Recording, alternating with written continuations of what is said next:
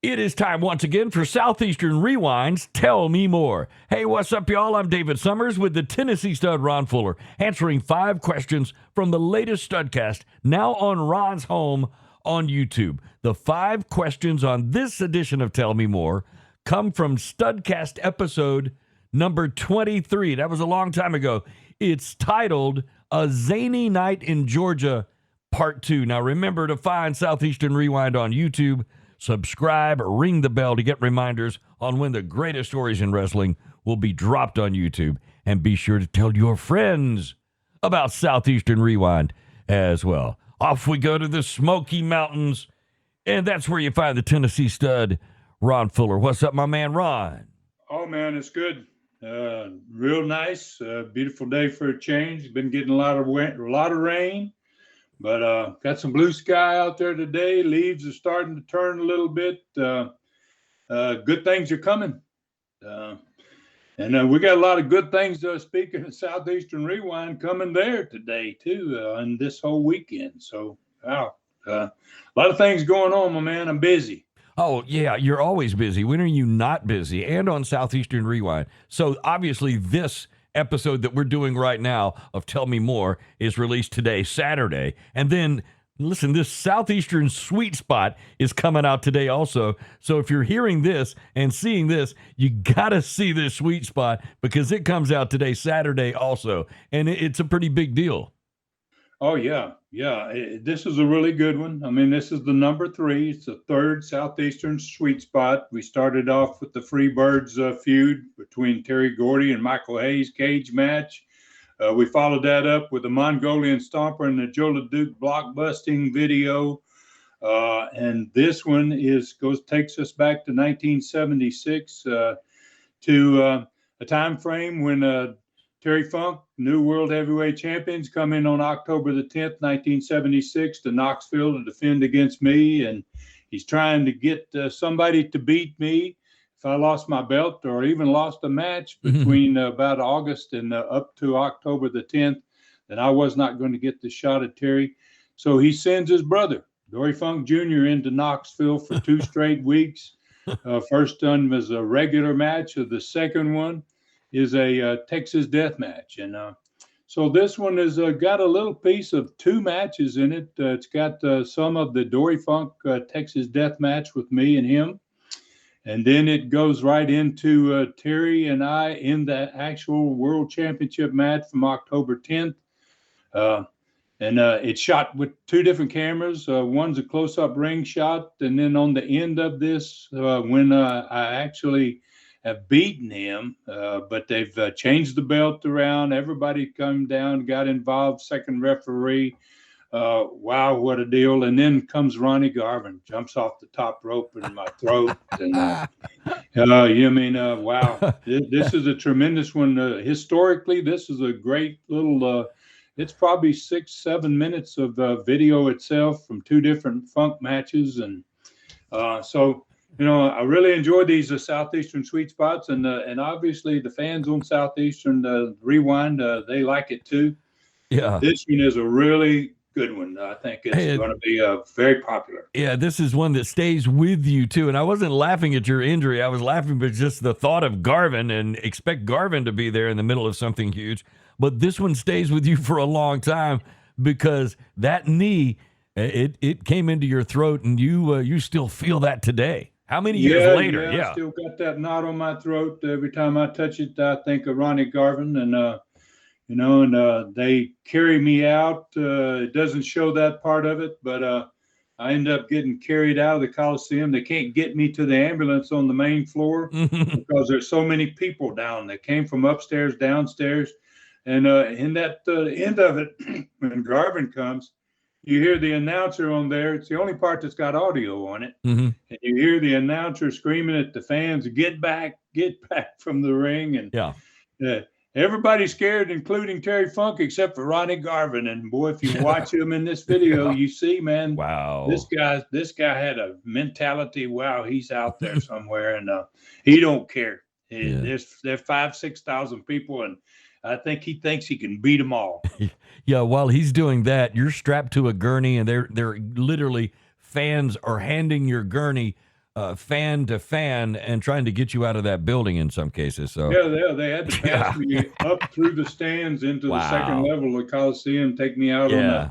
on the patio. So, Wow. tremendous event, and a lot of history in this one. Oh, indeed, and we just did that. I wish I could tell them what Studcast number that was, because that was a great episode that was not too long ago that you and I did together, and I really enjoyed that. Hey, you want to answer some questions from some folks on Tell Me More? Absolutely. All right, let's do it, Stud. Tell Me More, number 23. Again, a zany night in Georgia, and this is the second part of that, and we'll start with question number 1 from Albert Davis, MD. He is in Chicago, Illinois. You were right about that photo on your website under Studcast of your father after the match with Mario Galento. He says, I'm a doctor. His eyes definitely indicate a concussion. Was this type of blow common for wrestlers to be doing to each other all around the world back in the 1960s? Well, that's pretty good, Mr. Davis, Dr. Davis, I guess I should say. No, absolutely not. I mean, it was pretty uncommon for it to happen. My dad was a little freaky about some things, and he went a little further than a lot of other promotions, and it paid off for him in a lot of ways. I mean, record crowds in 4 or 5 different states. Never broken crowds that were never broken. Nobody ever broke those records for wrestling events. And and I thought that my dad had a concussion, and I think I probably said that, and I know I said it probably in this episode number 23, which is basically the second episode of this big event in Georgia that had the all-time record crowd ever, Ponce de Leon Baseball Stadium. Packed, 3,000 ringside people on the field, and maybe another 10,000 standing behind them. But it was just an unbelievable sight, and big, huge night, never replicated again in Georgia. And Dr. Davis, this was absolutely something that was not normally done, And very few promoters would go as far as my dad was going back in those days. And when it rarely did happen, there was that Eddie Graham element down there in Florida, and Eddie Graham was kind of from the same mold as my dad, and he was not adverse to a hard way here or there when it was really necessary. There's probably a couple of southern territories, might have happened in Georgia. It did, obviously, with my dad. This was a Georgia one, but it probably happened sometime maybe even before that. Carolinas, potentially in the Carolinas, a lot of territories in the South. But that was very unusual. Didn't happen in many other places in the United States, and even fewer places around the world were doing that type of stuff. All right, there you go. Number 2, Betty Parsons, Hampton Roads, Virginia, says, how did being a part of this type of event, selling tickets, seeing the massive crowd, watching the brutality of your father's match, and seeing his busted eye affect you and your future in the sport? Well, Betty, you really kind of captured, Betty, all the things that was going on that particular night. I can tell you that. You were listening for sure. I was selling tickets at this event. I'll just take this in pieces here, so since you've mentioned so many things here, Betty. I was selling tickets, but it wasn't my first time to sell tickets in Atlanta for my dad's company. And he had kind of got Rob and I more and more involved in what was going on. Once we got to about 14, 15 years old, he was giving us some things to do at live events, as well as lots of things to do setting up arenas before anybody came in the buildings. We were really learning the wrestling business from the ground up. And so I was selling tickets, and I used to sell tickets in the ringside booth in the old Atlanta Municipal Auditorium, which was the biggest building in Atlanta at that time that you could rent anyway. And then I sold tickets, and my brother Rob, he watched the back door on the general admission, one of the general admission sides of that big old building. That building was kind of set up very odd, and people had to line up down the streets to get general admission from both sides. They could buy tickets on both sides of the building, and they could come through the front of the building if they were buying ringside tickets. So a little crazy setup, but it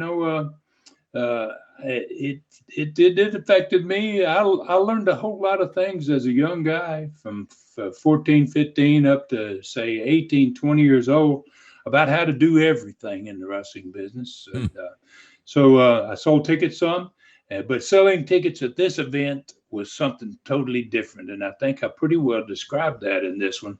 But for fans that haven't listened to this one, number 23, part 2, wow, it's got a lot of history in it. A really amazing history, because Tony Basilio brings up the fact of what all was going on in other places in the world. We get into a discussion about Japan in this one too. So, and there was a massive crowd. And when I got through selling tickets, I was able to make my way up into the booth where the announcers did the baseball games from. And there was nobody up there but me. And I sat down in a chair up there, and I looked out over that baseball field, in which half of it was full of humanity. A big portion of them standing up and the rest of them sitting down in ringside. I couldn't see the grandstand. It was all sold out. They were hanging everywhere. People were just everywhere. Couldn't see the grandstand because it was right below me. But it was quite a sight, man. And then, seeing the brutality of the match. I watched my dad's match with Mario Galento. Rocky Marciano was the referee. Al Galento, Mario Galento's relative, was actually in the corner of Mario. Some of the match, most of it, he was doing something to my dad while Mario was drawing Rocky Marciano's attention. So anyway, man, my dad got a busted eye. He got a hard way, and so did Galento, and this one as well. Kind of like that it happened to him before. So, so as the selling tickets, let's start with that. The massive crowd, I kind of covered that. And seeing the match, I didn't get to see the first one that he did years ago. But seeing this crowd, I did tell you what, it did make me have a desire, man, to become a promoter. I already had a desire to be a wrestler, but this massive crowd, and then the way the fans were into this event and how much crowd noise there was. And when you were in these baseball stadiums, if you didn't have any roof on, that crowd, the noise just seemed to be bigger. It expanded somehow, and it just it was and this crowd was well over 30,000 people. So we're not talking about a small crowd. We're talking about the biggest crowd in the history of Atlanta wrestling. Holy cow! 1965, yeah. And so it made me looking at that crowd, it made me want to do that. And then she talked about but Dad's busted eye and the brutality of the match. Well, I happened to be about 10 years old. About 8 years earlier than that, him and Mario had a match in Mobile, Alabama, that actually had about 10,000 more people than this one. In Ladd Memorial Stadium in Mobile, and my dad, I was 10 years old, and I can remember for the 2 weeks after the match, he couldn't see out of either one of his eyes. His eyes were black and swelled up, and he had a few cuts, but nothing like Mario. Mario had 75 stitches in just one eye from this match. Wow. So, it was brutal. It was a brutal match, but I had seen a little bit of it. I'd seen the aftermath of it, and this time I got to see the entire thing. And basically what this did for me, how did it affect me, Miss Betty? It affected me. It made me want to do the same darn thing my dad had done. I saw this big crowd, and I just kept thinking, man, someday I don't just want to be a wrestler. I want to own my own company. I want to promote one of these. I want to see these massive events. I want to see these crowds screaming and all these people having a great time. And so it's really affected me. And I was at that age where I was a junior in high school, and a couple of years later, I'm going to be playing basketball in college, and within 4 or 5 years, I'm going to be in the ring. So Yeah. it was a really it was a very affecting event for me. So tell me, and I think I'm remembering the same Studcast, and maybe correct me if I'm wrong, but the next morning, and I think it was a Sunday morning, I think I remember you as a kid talking about going into the kitchen and your daddy's at the table and he's reading the newspaper and his face has been patched up and he really looked rough the next morning. Is that the same? Yeah, That's the same. That's from Mobile now. Yeah, the same Studcast. Mobile match, Yeah. in which he had both his eyes were black. I mean, this match, his right eye, the eye he had busted, got black. Yeah. But the left eye didn't get black, but both of them got black. And probably the most memorable part of that, Dave, was, Dad couldn't read the paper because he couldn't get his eyes to open up. He couldn't Right. get them open. And I remember after about a week of him not being able to open either eye, they were still closed. Good And God. we had a mirror in the living room, and he went to the mirror and he got his eyelids on one of his eyes, right or left eye, I don't remember which, but he opened them with his fingers. Holy right? cow. He opened his eyelid and blood shot out on the mirror. Ow. Okay.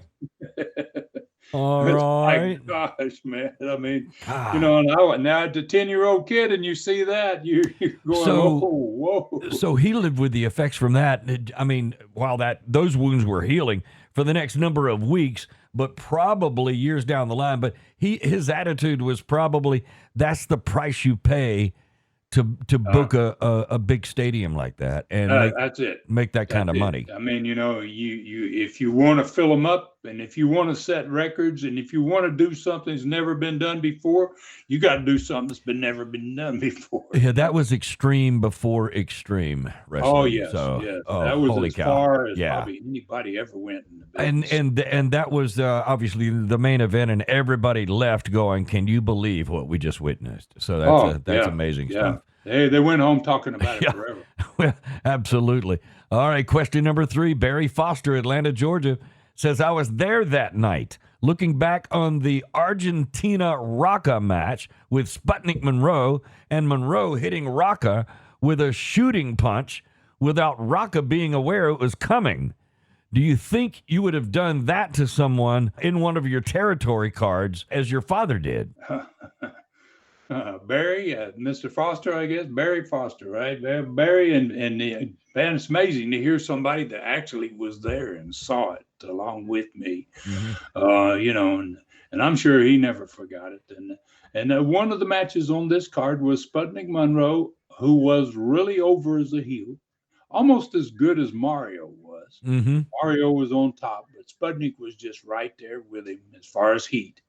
And Argentina Rocca was a superstar in wrestling back in the 60s. He was from, obviously, South America, Argentina, and he was a flyer. Long before he was a flyer that he makes the WWE guys look bad. They fly around today, but while Rocca was flying around in the 1960s, he was doing stuff that no other wrestler in the world was doing. And he probably made his lifetime maybe $3 or $4 million back in the 60s. He was a superstar. And so in this match that you're talking about, Barry, my dad, no, I wouldn't have done that. Your question was, would I have done that in my territory? Had somebody bust a guy's eye when he didn't know it was going to happen? No, I would not have done that. But in my dad's defense, Sputnik was one of his best heels, and he was in a position to where he's wrestling one of the greatest stars in all of wrestling. That's a big high flyer, and Dad you didn't want one of his best heels to look bad compared to Rocca, who's not going to be there next week. Maybe never again. I don't know that Rocca ever wrestled in Atlanta again after this match. Maybe because he got hit in the eye or whatever. But so Dad had one of his best heels in there against a guy that doesn't wrestle like Dad. Like Dad believed in a lot of wrestling. Rocca believed in a lot of flying. He'd do a lot of these moves that you really couldn't do if you were seriously wrestling. Guys would just ground you and put you on the mat. And so Dad told Sputnik, go out there and, in the end of this deal, when he gets to where he's starting to make you look bad, he says, just bust his eye, hit him the hard way, right? Yeah. Rocca didn't know it. He didn't tell Rocca. And so you, as you can imagine, when that happened toward the end of the match, and I was up in the top of this baseball stadium and had a great view of it. When Sputnik hit him, I knew it was a hard way. I knew he had hit him hard. And so Rocca did not do anything after that. He crawled out of the ring and he went to the dressing room. And it was a real dead match finish because nobody, except maybe for me that had seen hard ways, knew what had happened, and so Rocca just kind of flaked off and the referee counted him out. He raised Monroe's hand and that was the end of that match. So, if Dad had to put Rocca with a more inferior opponent, then the crowd might have been smaller. When he put Rocca against one of his top heels, then that had to draw maybe additional 5,000 people came to see that part of it. If he'd have put him with a more inferior opponent, the crowd might have been smaller, but he went ahead, he risked this match, he put Monroe in it, and then, Monroe came out of it looking real good, obviously. Rocca, not so good. Yeah. But Rocca wasn't coming back the next week, and Monroe's going to be there for months and months. So, obviously there's a lot of difference between the way my father and I did business, and I was a lot less a proponent of those hard ways. But then again, Dave, when you think about it, I never drew 20, 30, or 40,000 fans to a match either. Yeah, there's that. Yeah, okay. Yeah. I mean, those hard ways drew, instead of 10,000, you might get 20,000 people there, And in Dad's case, at one time, one of those, it had as many as 40,000 people there. Yeah. So as with most things in life, Dave, I guess the good way of putting it is the more you give, the more you gave to get where you wanted to go in life, the more you got, right? Yeah, I mean, you can't argue that.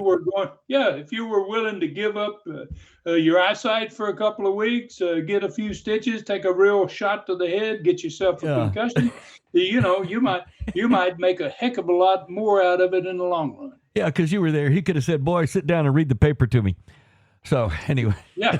Right. Yeah, and then he would have had to. Yeah. I mean, he couldn't read the paper because he couldn't drive. My mom drove him everywhere for 2 weeks. He couldn't even drive a car. He couldn't see anything. Yeah. Wow. So, he and Mario gave so much more than wrestlers nowadays would even dream of. You couldn't even, they can't imagine it when you tell them about these events. They go, "Oh, are you serious? They did that?" They did that. But then they drew that crowd too, Yeah. Yeah, and that night he probably knocked out a good portion of your college tuition. So yeah, way to go. Well, thank goodness I was a pretty good basketball player, and he didn't have to go that route. I mean, I got my tuition paid for, but that he would have been able to knock off quite a bit of it that night. Yeah, there you go. All right, question number 4. Martin Oslo, Denver, Colorado says, how important do you think as a booker was it to have Ray Gunkel and Lester Welch win the World Tag Championship that night from the Von Brauners and from Saul Weingeroff? Jace, Martin, it was absolutely crucial, and it was made even more crucial by the match right before it, in which Monroe hit Argentina Rocca, and nobody really knew that he hit him for real, and that nobody knew why Rocca got out of the ring and went to the dressing room and got counted out. And they had that dull finish. That was a real dull finish. The fans were just like, what happened? They'd seen guys get hit before and they'd never gone to the dressing room, but they never realized that Monroe gave him a shot that wasn't like normal. So it was extremely important that next match be something really, really special. And Dad, being the booker and knows what's going to happen in the Monroe match, he has to go and do business with the world champions, and that's a pretty tough thing. I haven't had a whole lot of double world championships in Southeastern and Continental days. You have to be very delicate about what you want done with your world champions being in town. And these two guys, the Von Brauners, were fantastic, phenomenal specimens. Weingroff was their manager. They were a class act if there ever was, as far as world tag champions. And Dad has to go, and he doesn't go, but he sends somebody over, and he probably talked to them on the phone. They're in different dressing rooms, but he probably had already set it up that they were willing to drop the titles on Ray Gunkel, who was one of the half owners of the business, the Georgia Championship Wrestling business, and Lester Welch, who was my dad's uncle, another Welch. And Lester is going to be half partners with Ray Gunkel down the road. And in about 7 years down the later after this match, those two guys are going to be partners, and that's going to be the beginning of the great, famous Atlanta Wrestling War. Lester Welch against Ray Gunkel. These two are going to win the World Tag Championship on this night in 1965. So it was a crucial thing that they did because of the way the Monroe and the Rocca match finished, and to follow that up with two hometown baby faces winning the World Championship. Wow. It made the night an overall bigger success. The fact that a world title changed hands that night.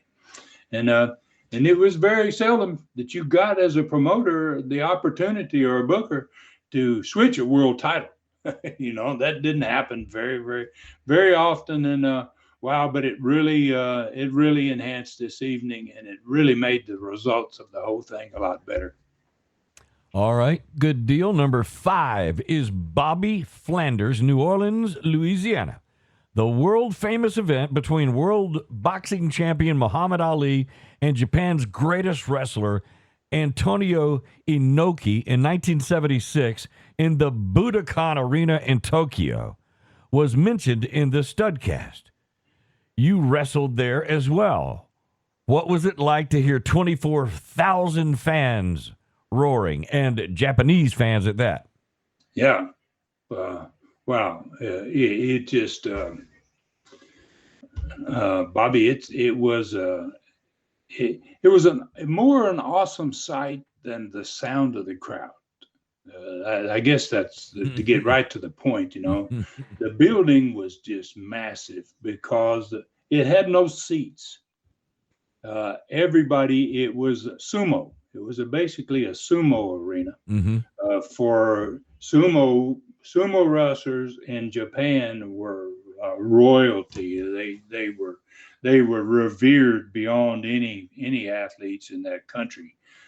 So this was the biggest building in Tokyo, and it would seat literally 24,000 fans because everybody sat on their butts.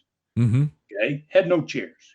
Right. If you can imagine that, and if you can imagine when you don't have chairs, people kind of spread out a little bit more. So you can imagine the immense size of this building. I remember leaving the dressing room, and when I walked out into the main arena, especially when I got to the ring, and I was able to turn 360 degrees and see that thing from all different directions, it was just absolutely unbelievable. I couldn't see the rows.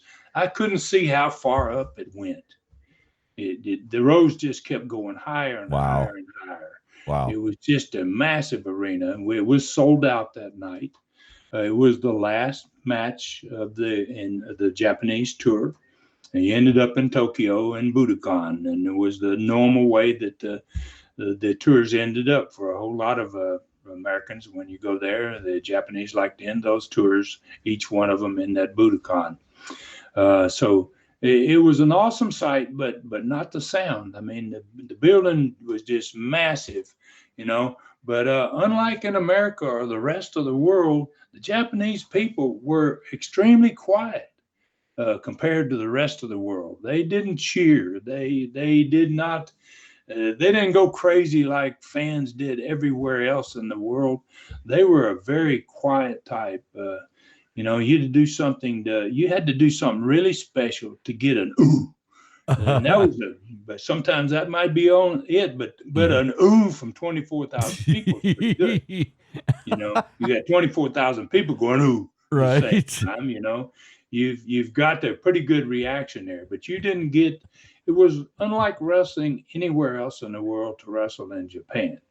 Yeah. So you know, you know, to me, the whole event, the Budokan and the wrestling there, and I told a story in this number 23 that I think fans will really like about going to take myself a bath after the match. And no need to tell the story again, but if you didn't hear that story, fans, you probably need to go back and listen to that, because it tells everything about the importance of sumo and sumo wrestlers, and how I went and made a critical mistake so far as the culture was concerned. Yeah. In the back, about to take a bath.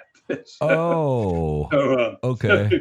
So, you know, that happens in this number 23 episode. And, you know, so basically I would say, you know, Bobby, to really answer this for you, you know, about what it sounded like, I think the spectacle of all of it was much more memorable to me than the sound of the crowd. Just that spectacle of that building and how the immenseness of it, and how popular the sport was in Japan. So when it comes to Japanese customs, you sort of stepped on some toes, probably. Oh yeah. Okay. Yeah, I certainly did in a big way, man. And Yeah. and they let me know right away Yeah. too. Okay. You know, they went crazy in the back, man. And there was a little guy that took care of us all the time in Japan. I loved him, man. His nickname was JoJo. He's one of the few guys who could speak English. And I never forget JoJo coming to me, man. And I'm in one of these sacred baths just down there, boy, washing myself off. And I got 10 Japanese around me screaming and motioning, get out, get out, get out. Oh, my and God. JoJo shows up and he goes, "Oh, Ron, what did you do?" Oh, my God. Well, this is a big, huge bathtub, ain't it, JoJo? Oh, boy. It's a good story, man. All right. As always, a lot of fun. And before we go, hey, let's mention one more time. On Southeastern Rewind on YouTube, The Sweet Spot is coming out today, Saturday. So if you've listened to this brand new as of today, Saturday, make sure you check out The Sweet Spot. This is what, the third or fourth one, Ron? Yeah, this is number 3. Number 3, yeah. Wow, it's really good. I'm really proud of it. It's me with both Funks. One match with Dory, one match with Terry for the world title. A tremendous ending to it, where just Ronnie Garvin and a massive crowd. I mean, the sound of the crowd is just it's a great piece. It's a very historical wrestling piece of wrestling in the 1970s. Yeah, Ronnie Garvin in the TV studios was jumping so high off the top rope, and this was a shorter ring in the TV studios, but he was jumping so high off the top rope, he was actually hitting the lights above that were lighting the ring. So anyway, this was a high-flying deal that ended up on your throat, and that's definitely a Studcast to check out. All right, and two, let's mention the Dinner with a Stud. It's the last opportunity to do that on one of your podcasts. So that's coming up this Wednesday night. Yes, it is. And wow, the things have just kind of blown up with it. We're now past 50 people. And we've got this program, I think, is going to air on a Saturday. We've got this day, Saturday, and tomorrow, Sunday. If people want to still get themselves a ticket, and then that will be the end of the ticket sales, at least 3 days before the event. But the thing I really want to talk about in this and want to mention here is I'm not just doing this Studcast, this dinner for just 50 people. I have arranged to have this shot live and put it on the Southeastern Rewind YouTube channel. So fans that are already been subscribed there and go there to see things. It's going to be on Wednesday night, somewhere around 7 o'clock. It will be getting underway. It will be picked up live around 7 o'clock on YouTube, Southeastern Rewind. That's the channel. Right. And it's going to go, we're going to do the Studcast part of it. We won't show the question and answer part. That's going to be recorded and shown later. But the Studcast will be live. And then obviously it's recorded. It'll be put on that site later. But for fans, if you want to, you can go there and be just like you were in the building. You won't get to taste the barbecue nor shake the wrestlers' hands, but you will get to see it live. All right, and the Studcast, this is going to be episode number 220. Is that right? Yes, the episode number 220. Where your match on the Studcast, yes, and it's going to be on Wednesday night. Now, I know fans need to be prepared for this. It's not going to be shown or put on the normal platforms during the day on Wednesday. Right. We're going to record the actual Wednesday night show, and that's where you can go and find on Thursday. So this week, instead of getting your Studcast on the normal platform on a Wednesday, it's not going to be there until Thursday. Right. But so if you want to go and watch it live on Southeastern Rewind, you can go and do that if you'd like to, and see it live being done directly from the beautiful Calhoun's on the River restaurant, man. no doubt, yeah. So I'm really happy about this and proud of this event. I think this is going to give fans an opportunity to. I've been saying I want to do something different for my fans and do something for my fans and all my fans, and I've kind of figured out a way to do it. Those that are coming and have bought a ticket, they're actually going to be able to see it live and eat the food and shake the hands but for all of them, they're going to have the opportunity of seeing it live, and that to me. I feel real good about that. I have done something really special for my fans. So don't forget that. That's Thursday night from 7 o'clock to probably about 8 o'clock live. You can see the number 220 Studcast. And that Studcast is going to be about another world championship match that's taking place almost 44 years to the day.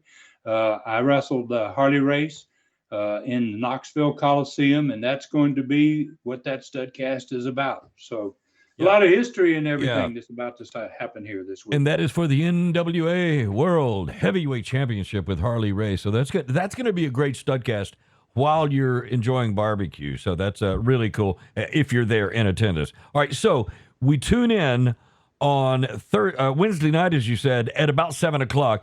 Do we just go to your channel? How will we know what to do? Just go right to the channel, and if you haven't subscribe and ring the bell, and you're able to see it.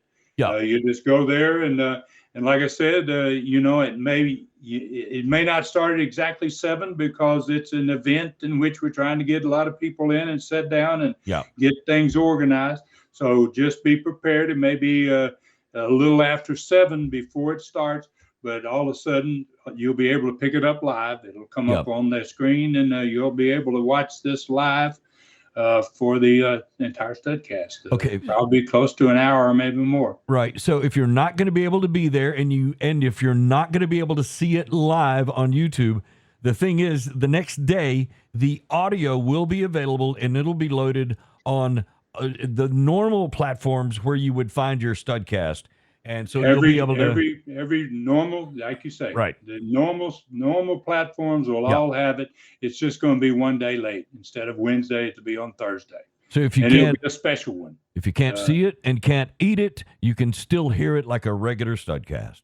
That's it. All right, good deal, Stud. I know it's going to be huge. And there it is, another Southeastern Rewinds Tell Me More, where the Tennessee Stud Ron Fuller answered 5 questions about Studcast number 23, which is now on Ron's new home on YouTube. You can check that out online on YouTube right now. Remember to find Southeastern Rewind on YouTube, subscribe, ring the bell to get reminders on when the greatest stories in wrestling will be dropped on YouTube. And be sure to tell your friends about Southeastern Rewind. For Ron Fuller, I'm David Summers. We'll be back soon with another Tell Me More.